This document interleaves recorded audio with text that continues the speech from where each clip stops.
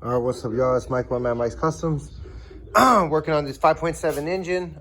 This is going to 94 GMC Yukon two-door. You can also put this in anything from 89 all the way up to 2000, depending on the series.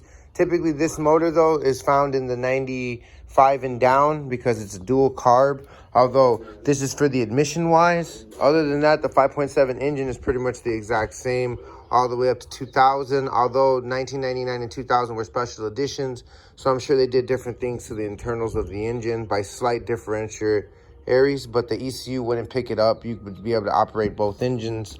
So as far as the 5.7, it's usable in all your make models from 89 all the way up to 2000.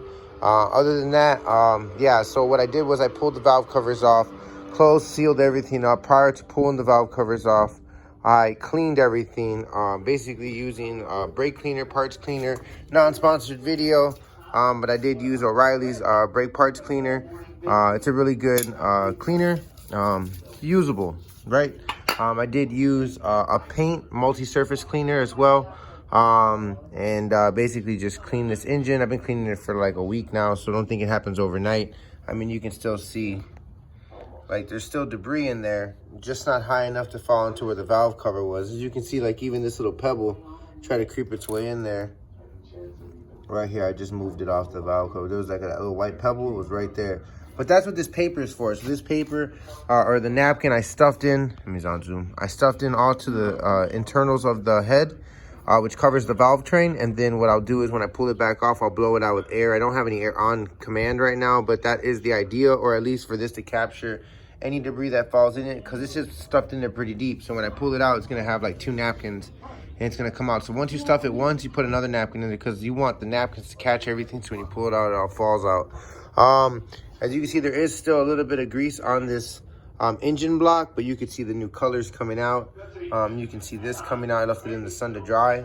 So that's how I've been doing it. Basically, I'll clean it with degreaser when the engine's cool, and then I'll bring it out to the sun to dry out, clean up all the multi-surface cleaner and clean up the brake cleaner from O'Reilly's off of the engine block heads, and then all the like components. Right there I have the engine brackets. Hopefully I have it right, but that bolt right there is how I'm distinguishing side from side. This is my right, this is my left bracket. I think they're the exact same part. You know, if you wanted me to be completely honest, I really do think the bracket is the exact same part. I don't see any difference. I see the same holes on both sides. Just to point that out, let me know in the comments. This is a 94 GMC Yukon. Oh, I do see a little wave in it. That is different. Huh, they're awkward. There's an L there, and there's an L there. It like rises up there and it rises up here. It really does look like the exact same part. Let me know in the comments. Engine block, like I said, I've already cleaned it. But you can always clean it better. I shouldn't even be touching it with my hands. But yeah, I scraped all this with a wire brush. As well as this. It was so greasy and dirty that I just gave it time to dry after I cleaned it. As you can see, it's still a little oily. So I'm gonna clean it again, run some multi-surface cleaner on it. Then I'll be painting the engine. Now, the left side of my engine is tore down. I took the water pump off because I was like, let me really see how much I can clean up. The only way to pull that power steering pump off is to use a press. So what I might do is just tape up and mask everything and then paint it like paint the engine behind it without painting the bracket. I don't know how that's gonna go. We'll figure it out. But I do plan on painting the front, both sides, left and right, and then I wanna paint the rear. I'll take the flywheel off and then clean it up inside. I'm gonna paint the whole engine, so the flywheel will be removed, pull the bolts, set the bolts on the ground, set the flywheel on the ground, clean it all up really, really, really good. And then I'm gonna tape the heads up because obviously the heads are aluminum, right? You see that silver color, so it's silver on top and silver right there. So I'm trying to get it as clean as possible using these acetones and freaking multi-surface cleaners. Here, I do have extra light to show you guys. Like, yeah, it's pretty clean up here, but I need to clean it some more, get up here in the intake behind the distributor. As you can see though, like, I mean, I've been cleaning, I've been having at it. I've been just cleaning and cleaning and cleaning and cleaning. But yeah, so I need a little more cleaning. That's what this bags here for us to catch everything. So I do need to clean it a little more, but everything from the heads up is fine for me. That's why I just took the valve covers off so I get everything prepped now. I do need some parts and brake cleaner. Get that out the way so you guys can actually see what I'm looking at. This is a throttle cable, but basically, right? So these fuel lines definitely need to come out the way already. But yeah, so it's pretty much clean. We're basically down to paint whatever paint's on here, but that's how it should be. Like in this little crevice, there is like guck and muck. Parts cleaner would have dried up already. So that stuff that you're looking at is muck. So I need to clean that. I need to get all this oil behind the, what is this, automatic, so it's a flex plate, not a flywheel. And then it has this pump on here for a cooler. I am disabling the cooler for now. It had these 2 lines that went into it, 1, 2. I'm gonna get plugs and just plug them, put some nuts in them. That sounded funny. But yeah, so this engine block is pretty much ready for paint. Originally, I couldn't see this. If you watched the videos before, I don't know what part this is. I'm not even putting parts on it anymore. It's just as I go. GM 5.7, LG, SGI. Yep, SGI. So that's the motor I'm putting in here.